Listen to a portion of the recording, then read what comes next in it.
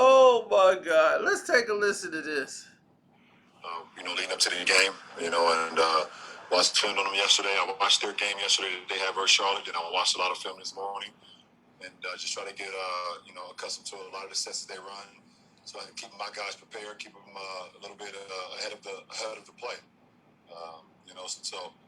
Just being very knowledgeable about some of the sets that they like to run, some of the ATOs, some of the things they like to run in the half court, and things of that nature. Just to have my guys keep their head on the swivel and not get surprised by anything. Every game has its own challenges, so and every game is its own. You got to win that game. So tonight was an opportunity for us to get. Off ball, he was calling out our plays. Telling guys where to be, what was coming next. So you can tell that he watches a lot of film. Well, I study the teams. I prepare for the teams every day. Leading up to the game, and watched film on them yesterday. I watched their game yesterday that they have versus Charlotte. Then I watched a lot of film this morning, and just try to get accustomed to a lot of the sets that they run, so I can keep my guys prepared, keep them a little bit ahead of the play. Just being very knowledgeable about some of the sets that they like to run, some of the ATOs, some of the things they like to run in the half court, and things of that nature. Just to have my guys keep their head on the swivel and not get surprised by anything. Man, they gotta do this, man. I mean, the league is so pathetic. Oh my God. Mm, mm, mm. I've never seen the league become this pathetic. You gotta try to stage and make it. LeBron James has played 18 years in the professional basketball organization called the NBA, right? In 18 years, you're not gonna know sets or recognize them in 18 years? You could be a guy that has never seen film a day in your life and go out there and play for 18 years and probably figure out exactly what the other team is running when guys are setting up. You don't know what it's called, but you could recognize it because you've been there 18 years. You've been there almost 2 decades. 2 decades. So you're telling me in 2 decades of playing, you're not gonna recognize this stuff. Now you this film savant. Oh well, yeah, I'll study some film.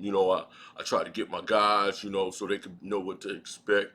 So let me guess, you the only one that studies film, and everybody else is just stupid. Is that it? And they need you to explain it to them, and you got to get everybody else in check. And then the poor Bulls player, they just grabbed him.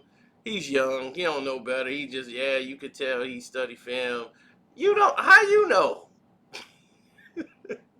How do you know? You on the Bulls. Why are you talking about LeBron? They went to find any player they could to try to boost up LeBron. Like, oh man, see, look, LeBron studied film. He is smart. Oh gosh, this is just pathetic. It is so pathetic. I don't know what to even call it because people don't care. They don't care. No matter what marketing BS that you come up with, they don't care. You know what they care about? They care about football. Hug it, chuck it, football, all night long.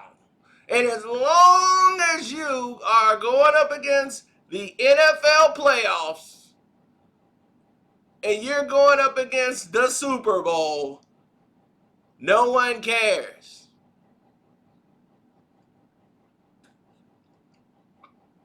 No one's going to care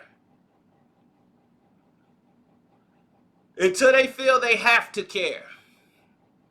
And that's when the playoffs come around. And then some people don't even care about that because you did a total S job of marketing.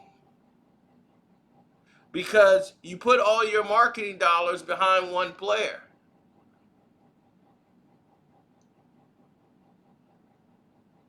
And you only market Steph when it's convenient for you to market Steph, when he's going up against LeBron or somebody, because you need to boost him up, and you're milking that ratings cow, because right now you need it. You know, you guys are in debt, so you need it now. So you got to push this sorry player all the way up and down the court, hoping that everybody buys into your marketing scheme and support it. And now, false propaganda news, we need a storyline. It's getting dead right now. We need a storyline about LeBron. What storyline could we run? Oh, yeah, he's just so knowledgeable. He knows all the plays of the other team because he studies every team all the time. It's like this dude don't even want to practice. So a guy who don't practice at all is gonna be sitting there studying film all night. The only film he probably watched was Space Jam, and probably realized how he could rip that movie off. Oh wait, he just did it. Damn. All right. Oh, House Party. Yeah. Oh damn, he finna try to do that too. This is what I'm talking about, people. They play you to be stupid. They look at you as stupid. You got to decide, are you going to be stupid? Are you going to fall for this foolery, in other words, over and over again? It's like, can I get off the Ferris wheel? I don't need another spit on the Ferris wheel. This reminds me when I was on the Ferris wheel with my soon to be ex. At this time, we were having a rough patch. So, as we're on this Ferris wheel in Chicago, Navy Pier, we're on the Ferris wheel that's going round and round and round. The guy thought he was doing us a favor by giving us extra spins to go around. We're having this conversation on the wheel, and the conversation is not going in the way I want it to go, or she wants to hear either. We just both wants to get off this thing and get away from each other. And the guy's like, got us, we thinking it's coming to an end. It keeps going. And he's just like, it's the last ride. What the hell? Y'all keep going. And you want off the damn Ferris wheel. And it keeps going until you lean over to the side and say, hey, get us the hell up out of here, man. I don't want to be next to her no more. I'm ready to get off this thing so I never have to see her again in life. I'm done. This is over. So, from that point on,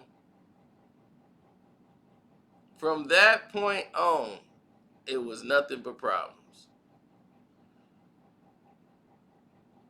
And once we got off the wheel, things got better. She just became a distant memory. And we kept moving forward. And what do you know? Things get brighter. You find a new one. And you move on from there. See, that's the attitude that's missing. Completely missing here. People are stuck on this LeBron Ferris wheel and refuse to get off. Because they used to being on that Ferris wheel. That they believe BS stories like this and let this propaganda just ride it all the way around. People buying into it, knowing it's trash. They just, used to eating off garbage like raccoons. Raccoons look like, hey, if you left it on a plate outside your door, we'll be out there. But you put it in the trash, so that's what we gotta do. We gotta go rumble through your trash so we can get to the food. That's just, we gotta eat. So some people love garbage. That's why they do it. Like, hey, we look. I like garbage, man. So that's what they do. They stay in their lane. They like garbage. They're garbage, so they move forward with garbage. Now, me, for instance, I'm different. I don't think that way. I think of the range of, let me see what I can do here. And then I try to move forward that way. I said, well, let me see what I can do here. And then I move forward that way. Now, if I keep moving in a direction that is not productive, I will lose. And if I lose, the world loses because I'll be frustrated. But that's just how I move. But I'm going to move accordingly. Now, people who study film or study basketball and do X's and O's and all these guys become coaches of the league. LeBron James skated his first 7, 8 years without even knowing how to recognize defenses. Shane Battier had to watch film and teach him how to pick up and learn from watching film. He had been in the league 7 and 8 years. He didn't know until he had gotten to Miami how to recognize defenses. And he had been in the league 7, 8 years. And you want to tell me that this guy is some film savant, sits around watching film on another team all day long? Are you kidding me? Are you kidding me? NBA, just stop it. All right? Nobody wants to buy the BS no more. Promote your talent. You have real talent in the league. Put some attention and marketing dollars around them. Then maybe people could start giving a damn. Actually, let people be journalists instead of having these puppets who are afraid to say something wrong and they get their press credentials revoked. Because that's what they do. And that's why you got all these scared reporters in there. Hi, so LeBron? Uh, I mean, wasn't it a great game today? You know, they're afraid to ask any real questions. So because you have guys that are not protected and feel like they'll be cut off and this is their livelihood, you got all these, you know, pro agenda questions that are ruining the fabric of what the journalist is supposed to be about. They're supposed to be digging to get the real information and discuss the real problems of what's happening out here.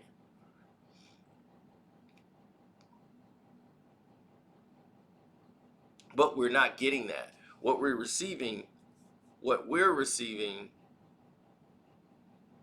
is it's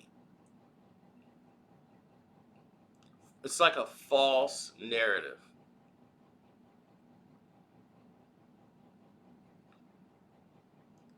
And I think moving in this way is going to be pretty tragic for us in the future. It's got to be because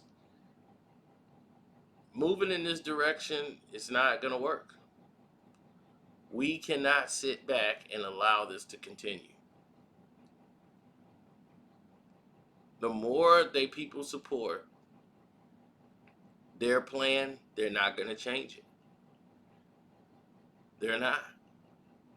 So they want to submerge anybody's voice that is not agreeing with things that they like. And because of it, other people are being made to suffer.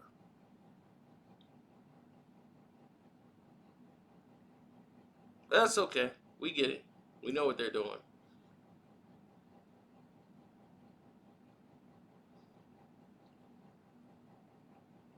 But we will persevere as we always do. But the message is the same. Okay? Don't, I'm not going to tell you don't. If you like it, you like it. But don't fall for the promotional garbage that they're throwing out there. This is some PR garbage. And this is a piece of it. This is a grand example of what PR garbage looks like and what it stands for. Did this man say ATOs like it was a really big thing. LeBron said he could recognize ATOs. Do you know what ATOs are? After timeout. The plays that people run after timeouts, which is usually a sideline out of bounds play. You know, the only time teams get to inbound the ball from the baseline is when the ball is out of play alongside the baseline.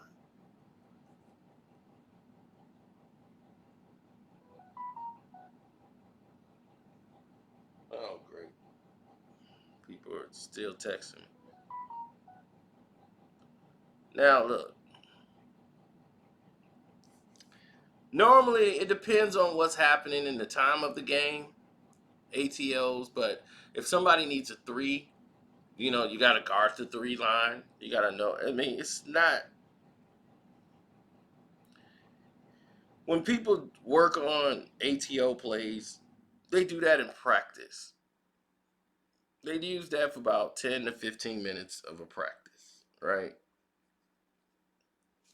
And they work on baseline plays in situations like, let's say the game is close and they need a three or they need a two, what they would run in a out of timeout play in a situation where the game's on the line. You get to understand how things are set up and how, you know, how what set they would run, the back picks, back screens, who's going to be freed up, who they want to get the ball in those situations. That's the coach's jobs. The coaches are going to point those out to you and tell you how to defend it, what's going to happen in these situations. And that normally happens. So,